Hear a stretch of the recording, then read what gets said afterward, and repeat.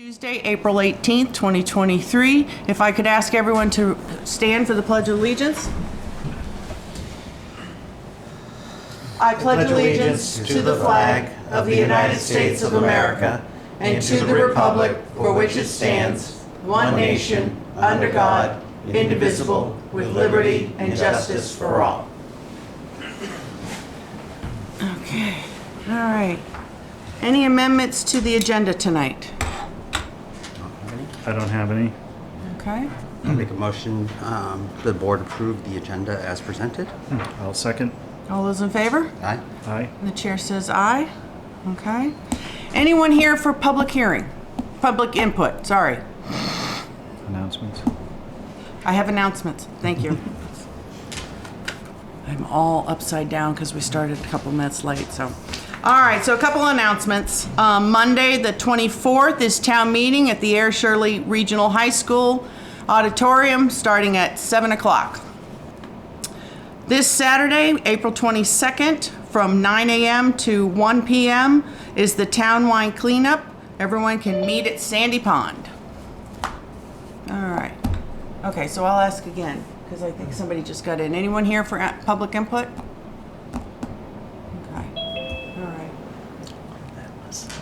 Somebody have their hands raised? No, I'm sorry, Madam Chair. The representative is going to be remote.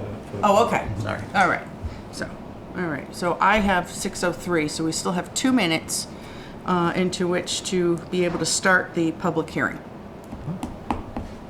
So, would it be all right if we have Lori? Lori, would you like to go ahead now, and then we'll because we can't start yet for the public hearing. So if you'd like. Absolutely. Okay. Thank you. All right. So. Like that. Well, thank you for this opportunity to be with you today, and I apologize that I missed your last meeting. My bad. I goofed. I'm going to pass you out just one for each of you. Didn't make it into your packet, but I think it's pretty self-evident what we're going to be talking about. So thank you. I wanted this opportunity to talk about 2 of the 4 projects that PACE is deeply involved with right now. I think you know about most of them already, but just to sort of fill you in, and also for both the 2 projects I'll be talking about today, I'm seeking your guidance and your help in getting the word out a little better. I noticed you just announced some upcoming meetings, and that might be events in town, and that might be part of what would be of great support for what we're working on. So starting with the first thing that's at the top of your packet, you're all very aware of the PFAS health study that's been going on in Ayer. We started just before Christmas, and the goal here is to get 300 adults and 100 children in Ayer who qualify because they lived any amount of time in the dates that are listed there, involved in participating in the health study. Just to clarify, the health study itself involves people coming to our office that we have that's in the building that's adjacent to the medical center, to the hospital, the medical center in Neshoba Valley. And it's a blood and urine test. Adults only need to come one time, and then they fill out a health survey over the phone after that. And that was sort of an impact and probably a positive thing from COVID, because all of this started when COVID was just launching. We've been involved now for 4 years in the study. This is a national study, and it's a big honor that Ayer has been chosen to participate. And altogether, there will be, I believe it's 8,000 adults and 3,200 children involved in the study. So in combination, we hope to get good, solid data to better understand effects of being exposed to PFAS in our drinking water, in our case, and what sort of health effects are part of that. So we really need people to be involved. I also always emphasize when I'm reaching out to people how amazing Ayer was at getting on top of this well before anybody else was involved. And I think that's, honors to the DPW department and all the towns stepping forward and supporting what we really needed to do. And I want people to know that it's not in our water anymore. And I always emphasize that. But we were exposed. We didn't know. And many, many people have been exposed to PFAS. We're also seeking 100 children, and I wanted to just update you with, so far we have 92 adults out of 300 that we want that have fully participated, received their $50 gift card, and people that have partially been involved. In other words, they've had their blood taken, but they haven't completed every aspect. There's 169 people involved in that. So we're about halfway there, and we want to continue that outreach effort. Children we're really struggling with, and we think that's in part because they have to be taken out of school to participate. We have constraints with the hospital because we have to use their phlebotomy lab, and the grant is in the process of trying to hire our own phlebotomist to help alleviate that so we can offer some Saturdays. But an important update here is that we just got permission to extend the study through the summer and a little bit into September. So that will help address the children, but we really need to get kids more involved. Children actually have an additional piece to do. In addition to the blood and urine test and the health survey, they do a neurobehavioral test. So they come back twice. And because of that extra piece, they actually get $75 in gift certificates, gift cards. And so we hope that that's an enticement. But most importantly, everybody will get their blood results back. So it's not just the PFAS health results, which I certainly want to know, but it's a very comprehensive, full blood analysis of cholesterol and sugar and glucose and hormones and all kinds of things. So I've gotten that piece back already, and we all have to wait for the PFAS until the government's going to take that part, and it's a very meticulous part. So what I wanted to ask is if it's okay for us to continue doing outreach as we kind of have been. Last year we had a lot of success at, we set up a table right out here in the hallway when town voting was going on, elections were going on, and we did reach a lot of people there, and I would like your permission and support to do that again, if that's okay with you. So that was one thing. Robert, did it cause any issues the You last mean time? to set up the table during the election down here? Yes. Yeah, why don't we, The town you clerk and I- has her hand raised. So, yes? Yes. Hold on, we'll get the answer to your question, okay? I didn't see you there until you That's raised okay. your hand. I think I had feedback in a different way. I think the setup there needs to be discussed better Yeah. between the offices in the building, and we need to make it very clear on how people are greeted when they're coming in to vote and exiting voting. That we need to make more clear, because I think I did get a lot of people that questioned it and that weren't comfortable with it. But it was set up, I know, I would say. was right out It was here, out yeah. here in the tax collector's office. There was a lot of, there's got to be a better place. I don't know, and I know the weather, November, you want to be inside, but maybe they could be outside, I don't know. But I think it's something that needs to be discussed better, because it did impact the election. And I did have people that voiced concerns. So I think we should all discuss on the proper etiquette of that. Yeah, just, Yeah. there was some feedback at the beginning, and when issues came up, I know we were trying to be super friendly and inviting people to vote, and you suggested a different wording, and we did adapt Yep. to that. But Yeah. if there are Okay. other things, yeah. Well, then I think that, you all Yeah, need to work if we it can out. all just work Yeah, it what- out. Yeah. The three of us Yeah. will meet. Okay. All right? Yep. Okay? Perfect. Yep. Thank you. Thank you, Carly. Thank you, Susan. Okay. If there are other suggestions that you have for us to improve our outreach, we are trying to outreach to the schools, we're trying to outreach to, with newsletters home to the students, we're trying to do any number of outreach efforts. And if you have any other suggestions or ideas, we would be delighted to hear them. I would suggest, if you haven't done it already, is, even take this before the Board of Health, because you are delivering, blah, blah, blah. You know what I was just about to say. But yeah, that would be a good suggestion, because that's another way, people would even hear you talk. Okay? Okay, so that would be Okay. my Yeah, it suggestion. has been a while since we've been before them. Okay, It's a good idea. all right, yes. Just a quick question on, so you're talking about like children in the study. What's the age group you're looking for in the children? Like what quantifies a child? Perfect question. They need to have the dates that are on the schedule there. They need to have been born before, May of 2006 through February of 2018. So I think 4-year-olds are too young. Okay. But mom could be pregnant at that point. So she's pregnant before February of 2018, that counts. So it's any amount of time. If you lived here for a month, in Ayer for a month, that still counts. If the only thing that doesn't count is if you have a firefighter or you have a job where you're working with PFAS in your job. So the focus of this is how much the drinking water affected you. All right. Thank you. All right. Do you have any questions? No. Okay. All right. So, Okay. and then you have the water chestnut. Yes. So we just started the water chestnut pull actually on Sunday.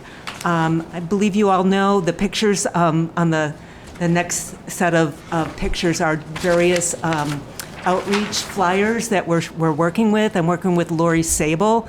We did get a $5,000 grant from the Wild and Scenic Neshoba Valley, Neshoba River Watershed Association. And so this has allowed us to, this year we have purchased some boats, used boats, life jackets and paddles and so on. And so that allows us to go out a lot more often. We learned a lot last year. What we know we need to do this year going forward is to really get out there much earlier. We tried going out on Sunday, it was too early.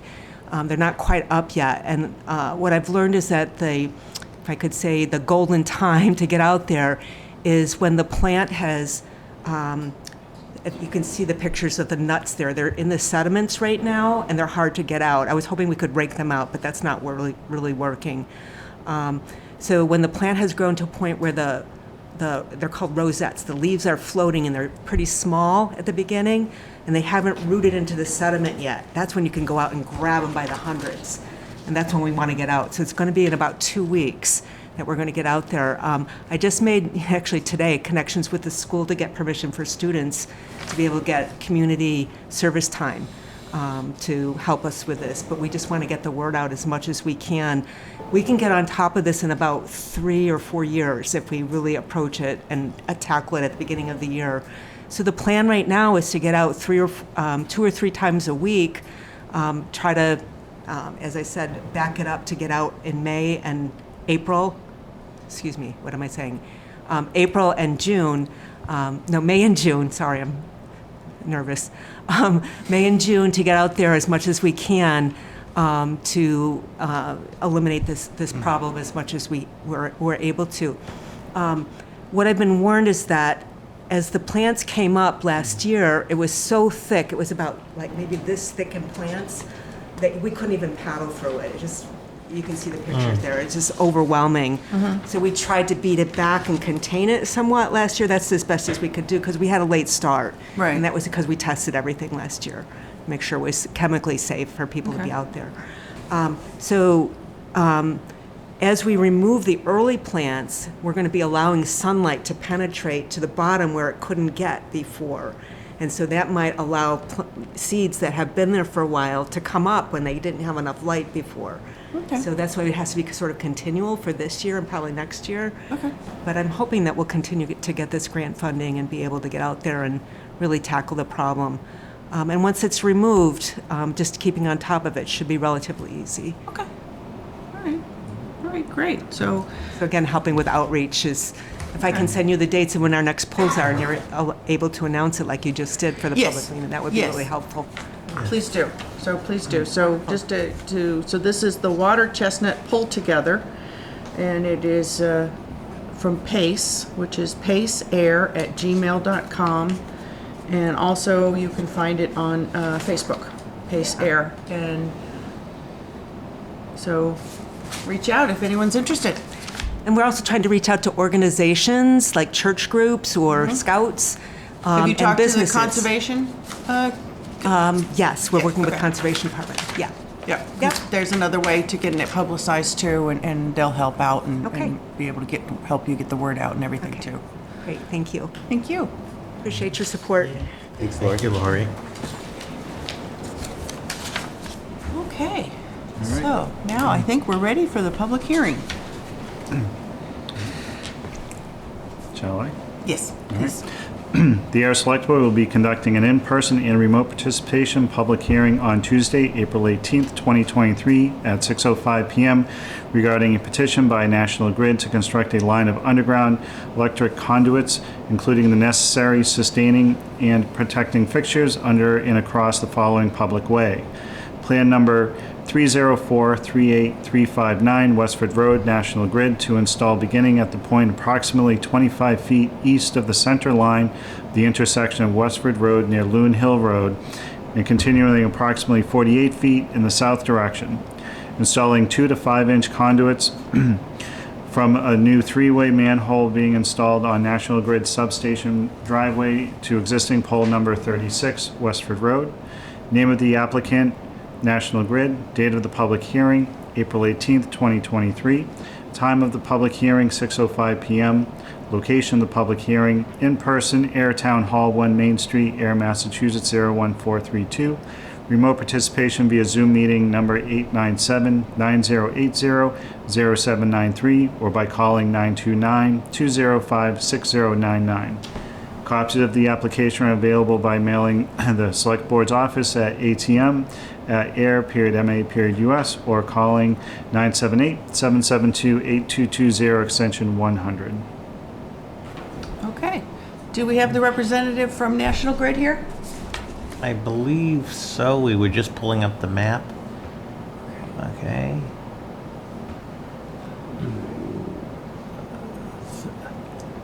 Cindy, can you just minimize, see the gentleman on the screen? Yeah. I'm sorry. Yeah. Yeah. Good evening. Hi. Hi. I'm George Combs, consulting engineer with National Grid. Hi, how are you? Good. All right, so what are we doing? There's a new underground connection from the expansion at the Sandy Ponds station.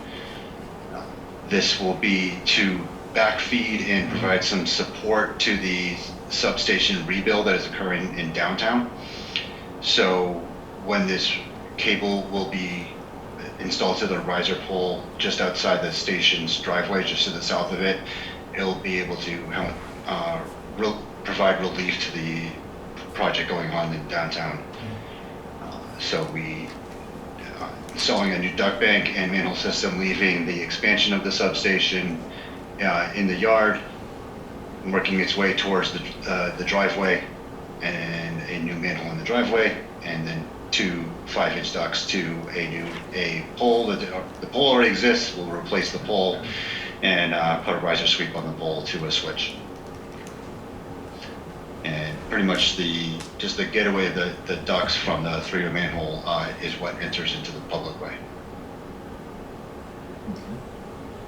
Anybody have any questions? No questions, seems straightforward. Anybody else have any questions? No?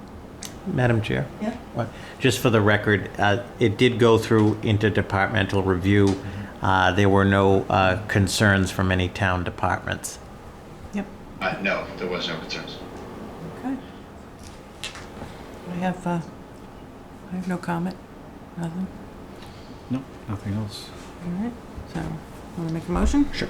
I make a motion that the Select Board approve poll petition for plan number 304-38359 for Westford Road near Loon Hill Road as presented. Second. All those in favor? Aye. Aye. And the chair says aye. Congratulations, you have your permit. Thank you. To the contractors that will they'll perform the work. He'll reach out for the road opening permit. Okay. Sounds great. Have a nice one. Thanks. Thank you. Thank you. Bye. All right. So next up, we would like to invite Chief Gill, Chief Johnson, and the DPW Director, and Shalwick.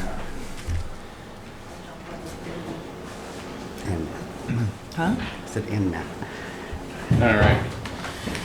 Good evening. I also brought Matt here. Matt Hearn, the town engineer. He wasn't on the agenda, but it's okay. He's helping Oh, out. I'm sorry, you can't sit here. We asked to amend the agenda earlier. Yeah, we didn't do it. All right. Yeah, so in a memo here, I put in basically that I've been working with the police department as well as fire, Matt and I, the DPW, on the intersection of Groton Harvard Road and Central Ave. And so tonight we wanted to provide a brief presentation of the current traffic safety concerns there and kind of have a discussion and some feedback from the board on the direction we're thinking about taking. So Matt and I put together a quick presentation which we can go through to summarize what we're seeing out at the Central Ave Groton Harvard Road intersection. And guys, feel free to chime in. I'll lead the way, but as we're going, feel free to add knowledge. So you can go, so actually before you move, Cindy, so the intersection we're talking about, most of you are probably aware of this, Central Ave at Groton Harvard Road. There's a gym located at that corner, a warehouse further west on Central Ave. There's currently a red flashing light for the Groton Harvard Road traffic, whether it be northbound or southbound, to stop. And on Central Ave, there's, no stopping control. It's a straight through with a yellow flashing light. So we can go to the next slide. There we go. So existing conditions. It's a skewed intersection geometry, so meaning it doesn't line up exactly like a cross. It's got a little bit of a tilt to it. It's 200 feet north of a railroad crossing, so that has to factor into any queuing or stopping you have on, it'll be the northbound direction on Groton Harvard Road, backing up toward the railroad crossing. Both roads are classified as urban collectors, so they're not just simply local roads, and they're not arterials, but they do move traffic from one side of town to the other, so they're a collector. There is actually over 8,000 vehicles a day that cross through the intersection. You have about 4,000 on Central Ave and about 4,000 on the Groton Harvard Road side, believe it or not. Matt and I were talking today about how we were surprised the Groton Harvard Road side has almost as much traffic as the Central Ave. But, and as I mentioned, there's the overhead flashing beacon on site, as well as a flashing stop control as you're approaching on Groton Harvard Road heading southbound. So if you're heading from the transfer station toward East Main Street, there's a flashing stop control. And that was installed in 2015. Next slide. I think one thing to point out too with the intersection between 2015 and now, I'm not sure the exact date, but there were 2 flashing stop signs installed at that intersection as well. Yes. To try and mitigate some of that. Yeah. So looking at Central Avenue, the approaches, there's no turn lanes, there's single lane approaches to the intersection. As I mentioned, there's no stop control. If you're heading in the eastbound direction, so heading from Town Hall here out toward Westford Road, the speed limit's 35 miles per hour. The opposite direction is posted as 30. It's currently, since there's no stop control, there's no queuing, the level of service in engineering lingo is an A to F, typical level of service. So it's good service during your peak hour traffic. Next slide. Groton Harvard Road, so it also has single lane approaches. There's no turning lanes. Stop control for both approaches, as we mentioned, and the speed limit's 25 miles per hour. And the level of service here varies, so that basically is how long it takes for you to get through the intersection, the queue, from a C to an F, F being the worst during your AM and PM peak hour traffic. Next. So this is an important slide. So the crash data, since 2002, so about the last 20 years, there's been 81 total recorded crashes. So you're averaging about 4 a year. And they're mostly angle crashes due to failure to yield to the right of way. 19 resulted in possible or minor injuries and no fatalities at this time. There's still, I've been, anecdotally, I've heard of near misses, and those do not get recorded in the crash data. It's just a near miss. And I'm sure others have heard of that too. So very important here. So that, there's an issue there. And going through the intersection myself, you can tell as you're approaching, especially from Groton Harvard Road, it's a little tricky getting through there, and so there are sometimes some accidents. Next slide. Intersection improvement study. So the DPW did have an intersection improvement study done a couple years ago by World Tech Engineering of this intersection. And it reviewed pertinent traffic data. So it took traffic counts, traffic volume, the level of service of the intersection, and crash history into account into the study. And out of that, there's a recommendation for some interim improvements and also an analysis of future intersection possible alternatives to improve the intersection. Next slide. So the interim improvement plan that was identified in the intersection study is to install a four-way stop control.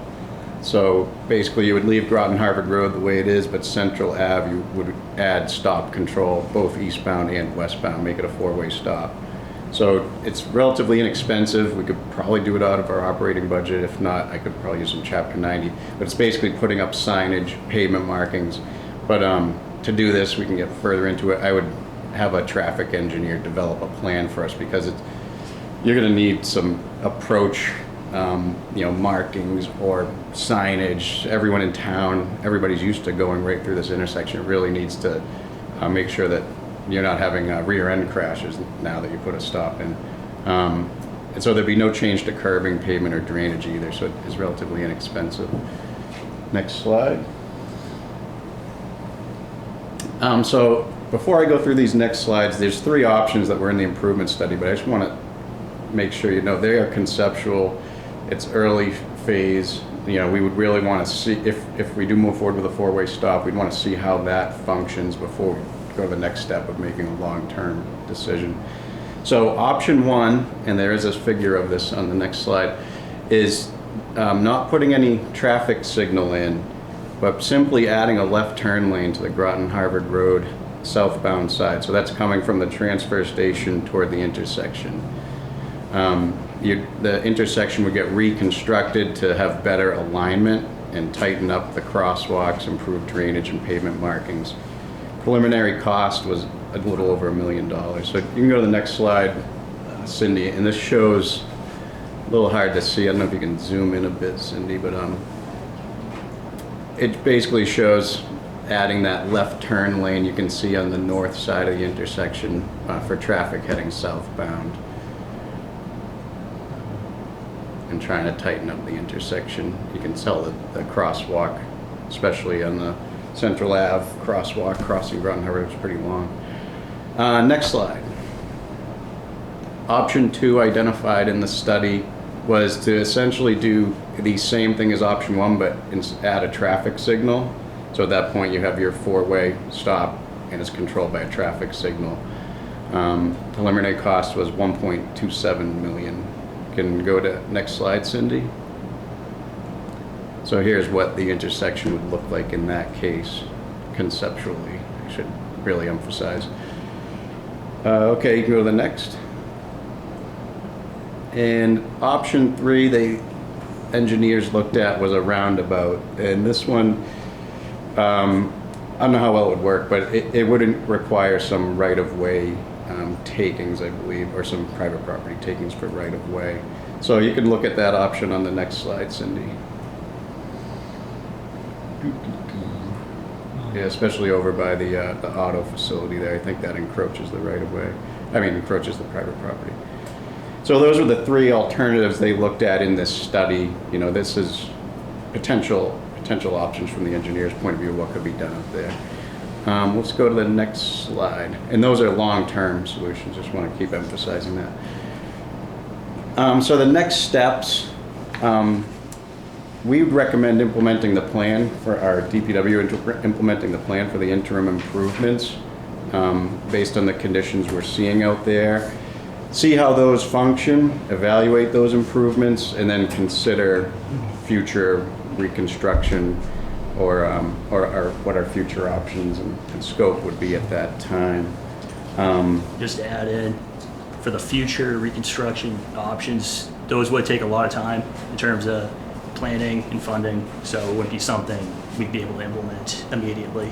Right. It would be a pretty long-term process. Yeah, and yeah. So in the manual on uniform traffic control, it's our Bible for for a better, or lack of a better term, for traffic improvements, allows a community to implement this interim solution of a four-way stop while you're looking at a long-term solution for an intersection.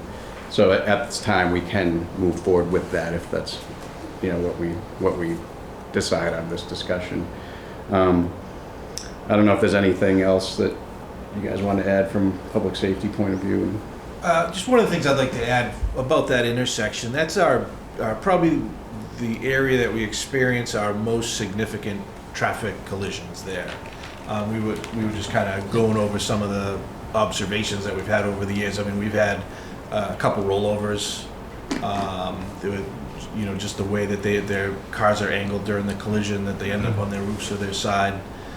We've had them, very deep into other people's properties. So the accidents that are here aren't fender benders. They're accidents that luckily we haven't had fatals or overly serious injuries, but we are getting injuries out of there. So it's something that that concerns me, that we've been talking about this for several years now, and the accidents are still occurring. And what brought this back to the table was yet another accident about a week and a half ago, 2 weeks, so they got us to dust this off and bring it forward. And I think I think you mentioned it too. What we're not talking about here, and there's no really way to record it, is all the near misses. We hear about them through online chatter, or people even call us. There's just no way for us to document that, so we don't even know how many there are. I can tell you I've experienced them myself personally, and I'm sure we all have over there. So that number's pretty high, I'm sure. So I learned to drive on that intersection. Screamed the whole time, okay? Because it's always been a problem. I think this is great that you've come up with some ideas. I'm a little concerned about the four-way stop, the stop signs, because I swear that has been discussed before, and there was a kibosh put on even discussing having 4 stop signs. And that this would somehow mess up the train, which I never understood because there's a stop sign there. So I'm happy to see that that's being discussed, but I'm also a little distressed about that, because I swear that this has not been a new conversation. Yeah. So so as far as a traffic signal, I said that had been discussed before, and there was a concern because of the train and the traffic and the timing for that. So just putting that out there for the study and whatnot. But I personally think I like the 4-way stop because it'll also slow people down.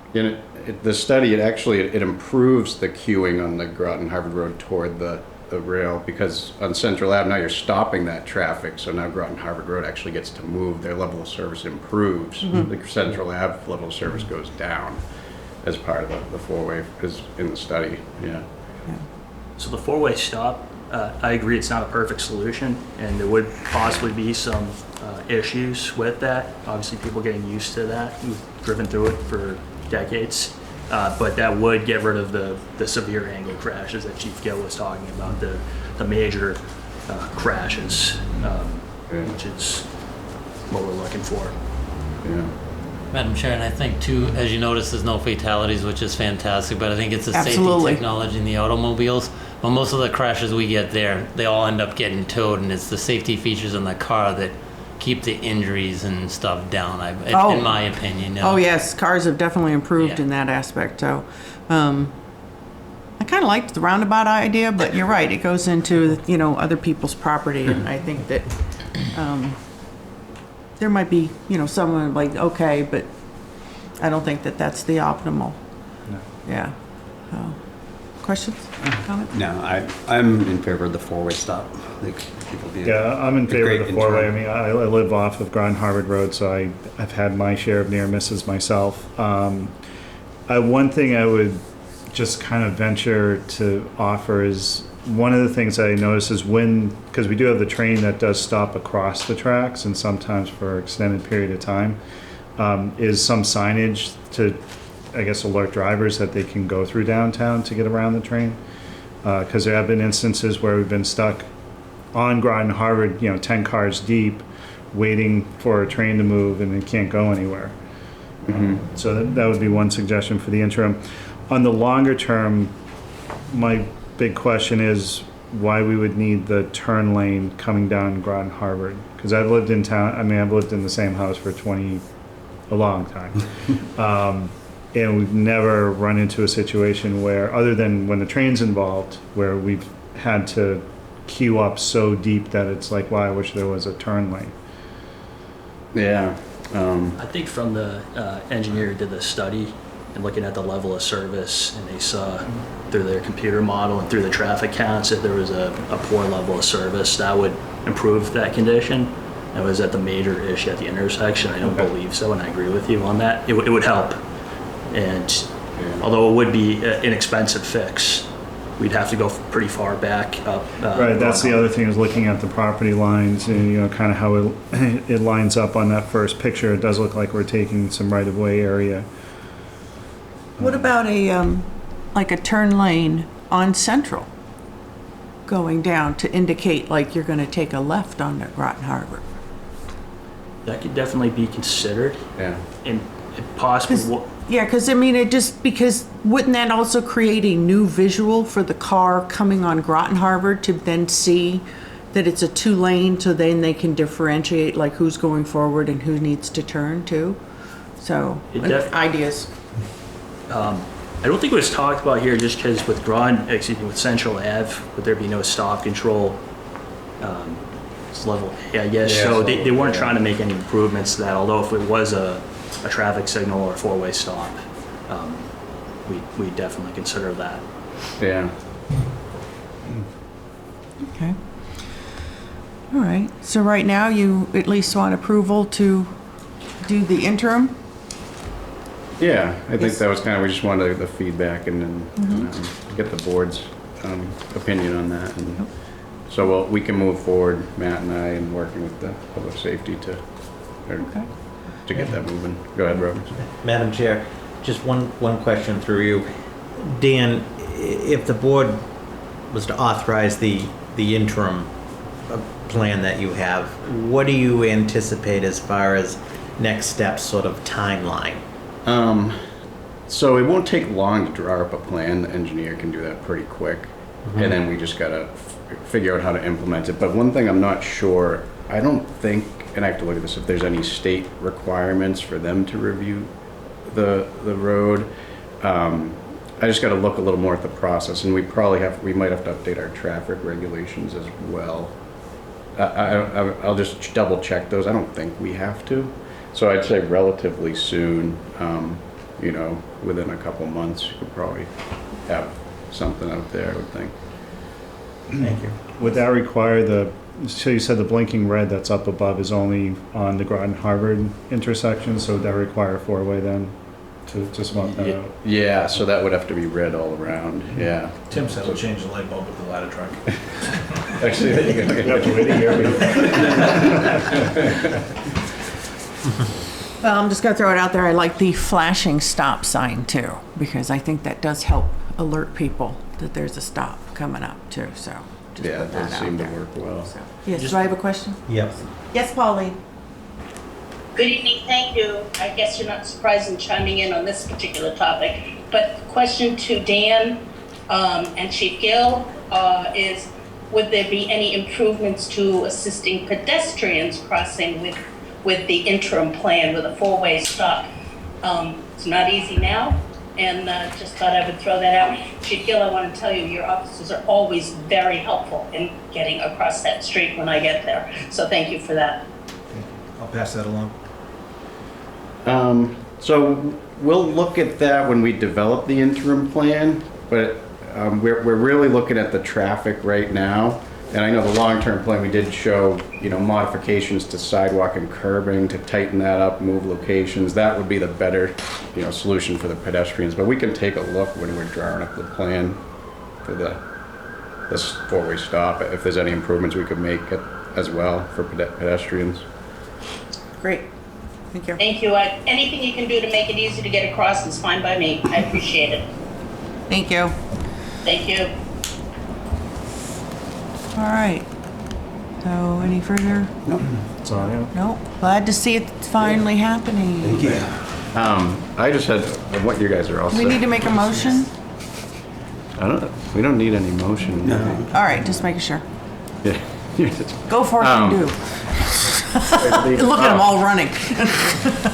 Yeah, just one thing I wanted to mention real quick was, our Water Management Act permit requires us to have the outdoor watering restrictions from May 1st to September 30th. So we're going to start getting notice out on that. It's our standard, restriction of 9 a.m. to 5 p.m. no watering, odd even, and there's some watering that is allowed, gardens, stuff like that. So just want to let the board know we're going to start putting out notice for that. It starts May 1st. So. Okay. Okay. All right. Thanks. Thank you. All right. Okay. All right, Robert. Madam Chair, members of the board, good evening. In terms of the administrative update, you have in the packet the town warrants that were reviewed and approved since the board last met on April 4th. In terms of the administrative update, the focus is looking forward to town meeting, as the chair mentioned, on Monday, April 24th at 7 p.m. All things focused on final details. The annual town report for 2022 just arrived today in hard copy, which is available at Town Hall and will be available at town meeting. And we'll also be posting the annual town report online as well. All of the warrants have been mailed to the households and arrived last Saturday, I understand. So we're in good shape there.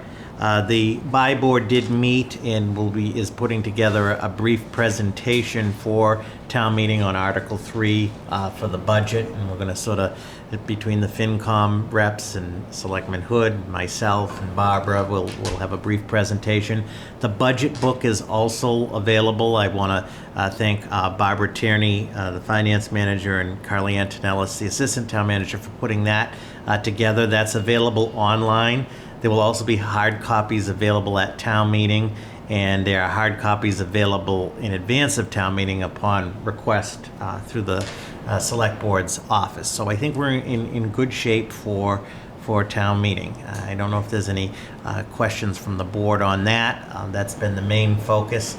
Yesterday, I know Selectman Livingston was there. We did unveil the restored 1943 howitzer. The Cody family was very appreciative, and we had a Nice good turnout. Nice turnout. And again, as I mentioned, special thanks to the Community Preservation Committee and the taxpayers and town meeting of Ayer for the support for that. It came out very nice. So Really nice. Yeah. So unless there are any questions from the board on any administrative matters, I just have one item with two guests through the chair. If I could have the town moderator and the town clerk come up.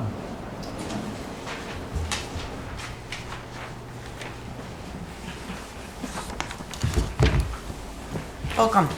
Good evening. And what we wanted to just talk about briefly with the board and also the public is something that is used very commonly in many town meetings in Massachusetts, is the concept of a consent agenda, which the consent agenda is really designed to maximize the time of town meeting and to focus the discussion and debate of town meeting on the substantive and the controversial issues and so forth. And it is not designed in any way to pass something through. It's not designed to in any way suppress anybody's questions or points that they may have on an article. In fact, when you present the consent agenda at town meeting, if people have questions, through the moderator would come up to that. So we just wanted to talk a little bit about it with you this evening, of beginning to implement that at town meeting. Version of it has been used in the past. For example, when we get to certain certain articles to be moved by consent. So what we're looking at in the nutshell, for example, is in talking with town council as well, is articles that are basically standard business articles, if you will, that have appeared year after year, that are not controversial, that require a simple majority vote, so not any 2/3 or larger threshold. And I'll just use two examples for consideration on this warrant. One would be the enterprise articles, which are Articles 6 through 9, the solid waste, ambulance, sewer, and water. Those are all business articles, if you will. The work has been done publicly by the Rate Review Committee, approved by the Select Board. The FinCom has reviewed them. Simple majority votes, often not controversial, often, and many of you have been there, not really any questions or so forth. That would potentially be an opportunity to move those 4 articles by consent. Of course, if somebody has a question through the moderator, of course that question will be entertained. And then this warrant also, which is unique to it, but happens every so often, there's a series of Articles 22 through 25 are a series of transfer articles, which from time to time, these are projects that were previously approved, of which there's a balance from the bond proceeds, which we're transferring to a new project. Again, relatively straightforward, generally not that controversial. Again, sort of another business piece of the meeting. That would be another opportunity as well. And there may be some others from the board or from town meeting, through the moderator, who ultimately has the authority in jurisdiction on that. But we wanted to, as we're coming into town meeting, take a moment to just talk with the board about the consent agenda, or any questions or concerns you may have. And as the moderator has indicated, he would clearly explain that at the town meeting, what it is, what it isn't, and of course if people have questions. Did I miss anything?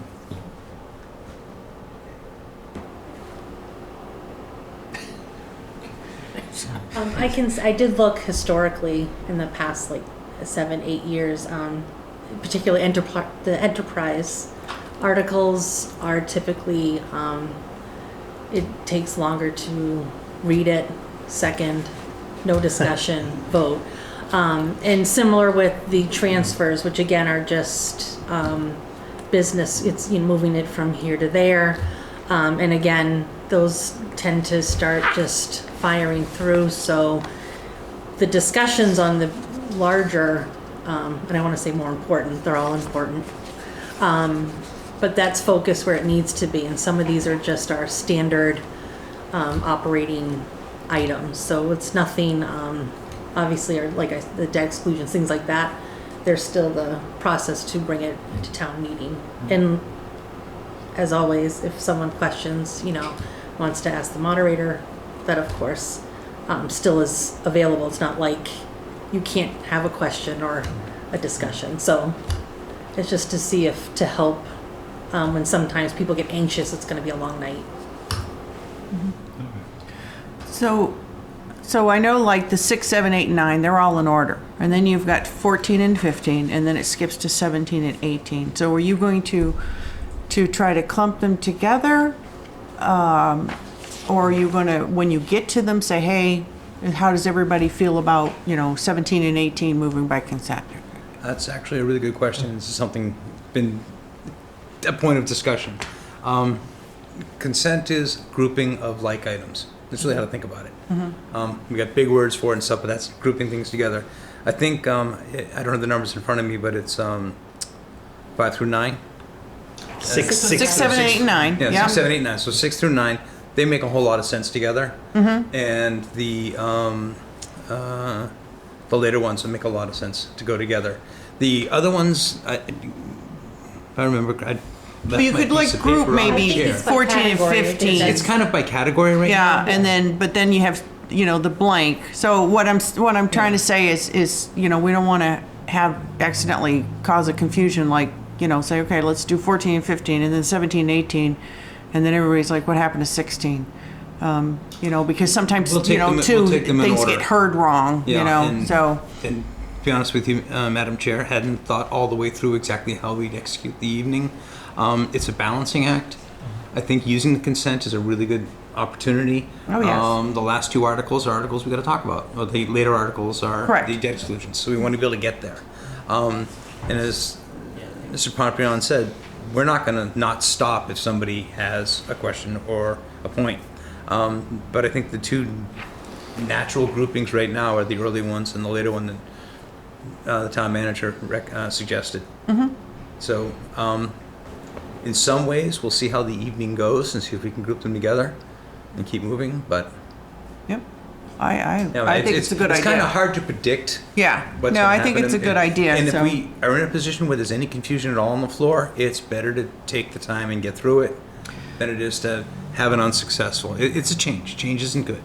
So, well, I know, so, like it's been said, we've, done this before, and it's even been in the town warrant. We'd like to move these by consent. But I know last year, I wasn't there, but I was watching it on TV, that there was a concern when there was an attempt to move some stuff by consent, and there was confusion, and there was somebody who actually felt like, their say was being taken away. So that's what I want to make sure. As a reminder, we're reminding people this is not new. We've done these things before. And like you've stated, if there's a concern, it'll be addressed. I was at the Mass Moderators Central Mass discussion group the other day. Consent's been around for an awful long time. Not all communities use it because we all have different bylaws that govern our town meeting. But in some situations like this, it makes a lot of sense. Oh, I Especially agree. In enterprises, they've been fully vetted in meetings with their boards and committees and chair and boards and committees. So. Yep. No, I agree. So Thank you. So Matt, I just want to clarify again, just anybody listening, or that the way, the intent is to go in order of the warrant. So that first group, 6 through 9, will be called by consent. Whatever individuals will stay in order. So it's not going to be said, the following articles will be consent, 6 through 9, maybe 13, over. It's not going to be a ping pong. It will go in order, and it'll be specifically stated when it comes to those groups in the order of the warrant. It's not going to be done, and then we're going to circle back to an article. Nothing like that. We will keep it in order of the warrant. So I just want to make that clear for anybody listening, and if they have any questions, they can call any of the offices or email. So I just want to make that clear. The flow will still continue in the order. Okay. All right. Sounds good to me. Sounds good. Yeah. Do you need anything from us? No, we just appreciate the opportunity. We wanted to just discuss with the board as we're approaching town meeting. Nope, I think this is a good idea. I think it'll be a great opportunity for us, and we'll get better at it as we go forward. Yeah. Okay. Thank you very much. Thank you. Thank you both. You're welcome. Madam Chair, unless there's any questions from the board, short report tonight. That concludes my report. Thanks, Robert. All right. Thank you. Good. All right. Any new business or questions so far? Just one item for the next meeting. I'd like to bring back the Devon's Review Committee at the local level. Start trying to recruit for that and see if we can get something going over the summer. I think, yes, we'll have Alan. I think Alan can help with that and providing you information as far as getting that together. So, yeah. So May 2nd. Yeah. Okay. And we also have for May 2nd, Selectman Livingston, which you brought up last time, will be with the facilities director about the Great Hall. Oh, yes. So that, okay. My God, April flew by. Yeah. This is for May 2nd. Okay. Yes. Okay. Anything else? Nope. All right. No, nothing else for me. Okay, so I reviewed the March 27, 2023 meeting minutes. I didn't see any issues. I didn't have any. Okay. I'll make a motion to approve the meeting minutes for March 27th, 2023 as presented. Second? All those in favor? Aye. And the chair says aye. Anything else? Make a motion to adjourn? Second. All those in favor? Aye. Aye. And the chair says, see you on Monday, the 27th, 7 p.m., Ayer Shirley Regional High School for town meeting, and we are adjourned.